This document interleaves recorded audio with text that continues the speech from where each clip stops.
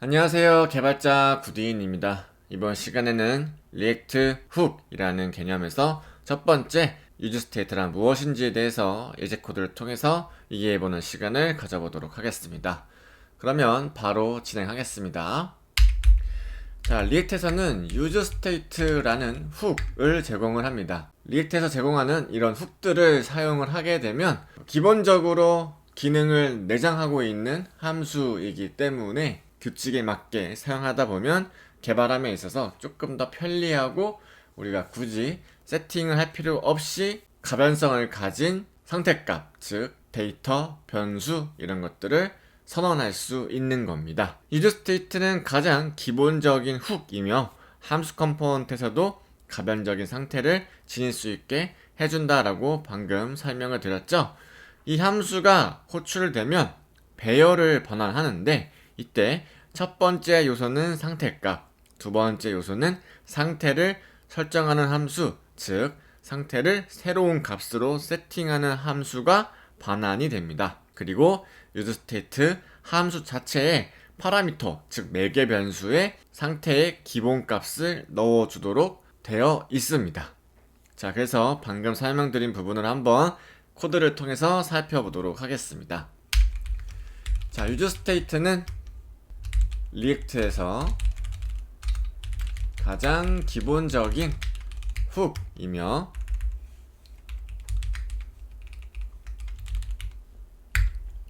함수 컴포넌트에서도 가변적인 상태를 지닐 수 있게 해줍니다. 그래서 이 함수가 호출되면 배열을 반환하는데 첫 번째 요소는, 즉 반환된 배열의 첫 번째 요소는 상태값, 두 번째 요소는 상태값을 설정하는 함수를 반환합니다. 어렵지 않죠? 그래서 결론적으로 use state, 이 메서드, 이 훅을 사용을 하게 되면 첫 번째 매개 변수, 즉 파라미터 에는 상태의 기본값, 초기값 이것을 넣어줍니다. 자, 한번 코드를 작성해 보도록 하겠습니다. 자, 유즈 스테이트는 이렇게 했습니다. 자, const라는 키워드 선언하고 반환되는 게 배열이니까 이렇게 배열을 선언해주면 되겠죠. 그리고 마찬가지로 구조분해 할당을 통해서 사용하는 거니까 이렇게 리액트 모듈에서 유즈 스테이트를 가져와야 합니다. 그리고 초기값을 이렇게 0 혹은 빈 문자열 아니면 true or false 혹은 빈 배열 이런 식으로 선언할 수가 있는 거죠. 자, 첫 번째 반환되는 요소는 상태값이라고 했으니까 저는 name이라는 식별자로 사용한다고 상태값을 선언해 주겠습니다. 그러면 이 두 번째 요소는 이 name이라는 상태값을 새로운 값으로 세팅하는 함수라고 했었죠. 그래서 보통 이렇게 set이라는 단어를 먼저 시작을 하고 카멜 케이스 방법으로 이렇게 네이밍을 해주는 게 일련의 규칙입니다. 그래서 이 10번째 라인의 코드는 useState라는 훅을 써서 name이라는 상태값을 하나 만들었고 이 뒤에 있는 setName은 선언한 이 name이라는 상태값을 새로운 값으로 설정하는 함수이구나 라고 이해하시면 됩니다. 자, 이때 만약에 빈 문자열로 이렇게 초기값으로 세팅을 해주면 이 name 값은 선언과 동시에 이 빈 문자열이 할당되어 있는 상태입니다. 추가적으로 타입스크립트와 함께 쓰려면 이 useState 뒤에 이 꺽쇠 가로를 열고 닫아서 초기값의 타입을 이렇게 문자열이면 스트링, 만약에 숫자면 넘버, 그리고 불리언 타입이면 불리언 이런 식으로 작성을 해주면 되는 겁니다. 우리는 문자열 데이터를 초기값으로 할당을 해 놓았으니까 스트링 값으로 넣어주면 되겠죠. 어렵지 않죠? 바로 이어서 이 부분을 복사하셔서 아래쪽에는 닉네임 이런 식으로 해보겠습니다. 그럼 뒤편에는 마찬가지로 이 닉네임이 이제 set 닉네임으로 이렇게 닉네임을 새로운 값으로 할당시켜주는 함수 이름을 set 닉네임으로 지정해주면 되는 거죠. 그리고 우리는 이 문자열을 초기값으로 넣었으니까 타입도 스트링으로 할당을 해 주었습니다. 자, 일단 이렇게 하나 또 만들어 주시고, 자, 추가적으로 하나 더 만들어 주겠습니다. 자, const value라는 상태값을 하나 만들어 주고, 이 value를 설정해 주는 set value라는 함수를 이렇게 use state를 통해서 만들어 줬어요. 이때 초기값은 0으로 넣어 주겠습니다. 그러면 타입이 자연스럽게 넘버가 되겠죠. 자, 쉽게 이 value라는 상태값을 가지고 테스트 코드를 한번 아래쪽에 작성해 보도록 하겠습니다. 자, 여기 app.txt 파일입니다라는 이 텍스트 문구는 잠시 제거해 주시고, 자, p 태그 넣어 주시고, 안쪽에 현재 카운터 값은 자, b 태그로 볼드 태그를 통해서 약간 진하게 보일 수 있도록 해주도록 하겠습니다.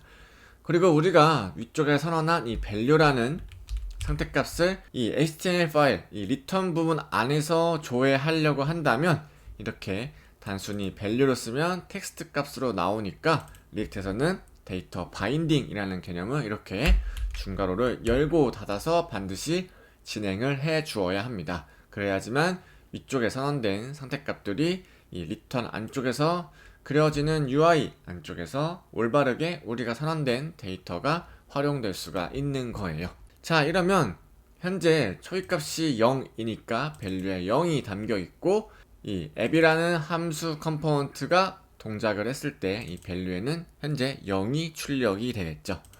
그리고 버튼을 2개 만들어 주겠습니다. 그리고 1 증가, 다른 하나는 1 감소라는 워딩을 통해서 두 가지 버튼을 만들어 주시고, 이때 우리가 클릭 이벤트로 저 value를 한번 바꿔보도록 하겠습니다. 자, add 이벤트 리스너에서 우리는 on 클릭이라는 게 클릭 이벤트라는 걸 알고 있으므로 이 on 클릭이 동작을 했을 때 화살표 함수로 어떤 함수의 로직이 동작하도록 한번 해보도록 하겠습니다. 화살표 함수는 이렇게 동작을 하고, 안쪽에서 set value 이 값을 이제 어떤 값으로 새롭게 할당시켜 주어야 하니까 기존의 value에 플러스 1 이런 식으로 해주면 되겠죠. set value가 마찬가지로 상태값을 설정하는 함수이기 때문에 반드시 소괄호를 열고 닫아서 실행을 해 주어야 합니다. 우리가 자바스크립트 공부를 할 때 함수를 실행하려면 반드시 함수 데이터 부분을 불러온 다음에 소괄호를 열고 닫아서 실행을 시켜준다고 했죠. 이렇게만 하면 함수 데이터이기 때문에 우리가 원하는 동작을 하지 않는다고 배웠습니다. 자, 그래서 이렇게 on 클릭을 했을 때 1 증가는 set value에 value 플러스 1이 새롭게 할당되어 이 value가 재할당이 되는 거고요.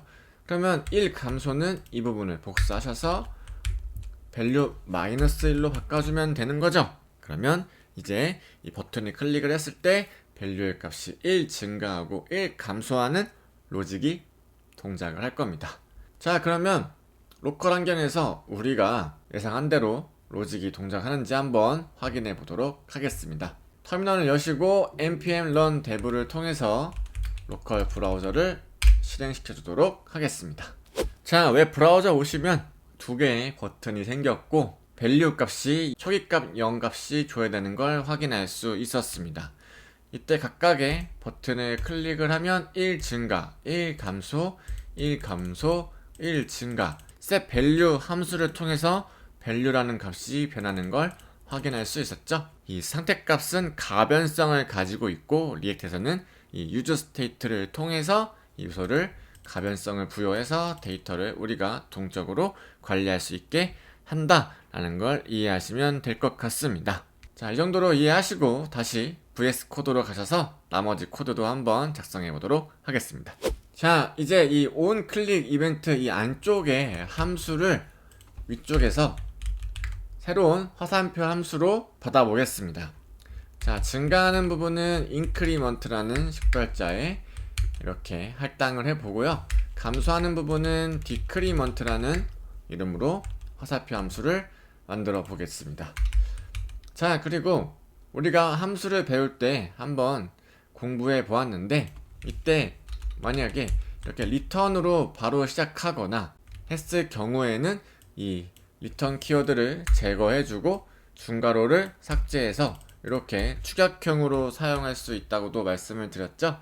그래서 이 부분도 마찬가지로 이렇게 작성을 할 수가 있는 겁니다. 자, 그러면 이 부분이 이 안쪽에 있는 함수 이름으로 이렇게 치환이 될 거고, 디크리먼트도 이 부분으로 이렇게 치환이 될 겁니다. 자, 그러면 뭔가 조금 더 코드가 깔끔해지면서 위쪽에서 이 함수로 로직을 이제 분리 관리를 해서 명확하게 어떤 기능인지 이제 알 수가 있는 거죠. 자, 여기까지 해주시고 이어서 이 버튼 아래쪽에 새로운 디비전 태그 안쪽에 두 개의 인풋을 넣어 보도록 하겠습니다. 자, 그리고 이제 인풋이 변할 때 감지하는 이벤트 리스너로 on change가 있었죠. 그러면 우리가 입력값이 변화할 때마다 해당 함수가 이제 동작을 하는 거죠. 이 이벤트가 동작을 할 때 자연스럽게 이 인풋 태그에서 이벤트를 전달해 줍니다. 그리고 이쪽에 있는 set name에 뭔가 이벤트 타겟 value라는 값을 이제 넘겨주면 새롭게 이제 함수가 동작을 하면서 이 name이라는 상태값이 자연스럽게 변화하겠죠. 자, 이 부분 복사하셔서 하나 더 만들어 본 다음에 이 부분은 그러면 set nickname이 되면 되는 거죠. 자, 마찬가지로 아까 했던 것처럼 이 set nickname이 바로 실행되기 때문에 중괄호를 한 줄 빼서 이렇게 작성할 수가 있는 거죠. 그리고 이 부분도 마찬가지로 이렇게 작성할 수 있는 거고요. 그러면 이 부분도 위쪽으로 인크리먼트와 디크리먼트처럼 함수화해서 식별자의 함수로 관리할 수가 있는 거겠죠. 이렇게 on, change, 만약에 name 이런 식으로 하면 이 부분을 그대로 복사하셔서 넣어주면 되는 거죠. 그쵸? 그리고 이 부분도 이렇게 관리가 되는 거고요. 마찬가지로 이 부분도 복사를 하셔서 on, change, nickname이 되는 거죠. 그리고 이 부분도 이렇게 바뀌고 이 부분도 이쪽에서 이렇게 바뀌겠죠. 그리고 바뀐 부분을 한번 출력해 보겠습니다. 마찬가지로 b 태그로 이름은 이제 name이 될 것이고 닉네임은 아래쪽에 이 별명 해가지고 닉네임이 되겠죠. 이렇게 하면 이 값이 변하면서 set name과 set nickname이 각각 동작을 하면서 name과 nickname이라는 상태값을 변화시키겠죠. 자, 여기까지 코드를 한번 작성해 보았습니다. 자, 지금 이벤트에 타입 에러가 나는 이유는 이제 이벤트는 리액트에서 이렇게 인풋 관련된 이벤트는 리액트 change 이벤트에 html input element 타입을 이렇게 넣어주면 됩니다. 그리고 이 아래쪽에도 마찬가지로 복사 붙여넣기 해서 해주면 되는 거죠. 자, 이제 인풋 값을 넣었을 때 각각의 이 스테이트 값들, 즉 name과 nickname 값이 자연스럽게 세팅이 되면서 변화되는 값이 마지막 디비전 태그 아래쪽에 있는 이 이름과 별명이라는 p 태그 안쪽에 각각 변화를 감지해서 그대로 출력이 되는지 한번 확인해 보도록 하겠습니다. 다시 로컬 환경으로 가보겠습니다. 자, 현재 인풋 태그가 잘 보이지 않지만 이렇게 두 개가 들어가 있습니다. 그래서 이름을 입력하세요 하면 이제 이름과 관련된 이벤트 타겟 밸류 값이 set name에 할당이 되면서 아래쪽에 이 name이라는 상태값도 동시에 변하게 됐죠. 그리고 두 번째로 이 별명을 입력하세요. 이 부분도 마찬가지로 이벤트 타겟 밸류가 set nickname에 할당이 되면서 닉네임이라는 상태값이 입력값이 변하는 것과 동시에 같이 바뀌는 걸 확인할 수 있었습니다. 자, 이렇게 이제 상태값이 변할 때 어떻게 할당이 되는지 그리고 어떻게 활용하는지 유즈 스테이트를 통해서 한번 알아보았습니다. 자, 마지막으로 한 번만 더 해볼까요? 다시 VS 코드 가셔서 네임과 닉네임을 각각 초기값을 빈 문자열로 넣었기 때문에 만약에 빈 문자열로 넣지 않으면 어떻게 될까요? 빈 문자열로 할당하지 않은 네임 상태값입니다. 이렇게 초기 값을 할당해주고 아래도 마찬가지로 빈 문자열을 할당하지 않은 닉네임입니다. 이런 식으로 바꿔보겠습니다.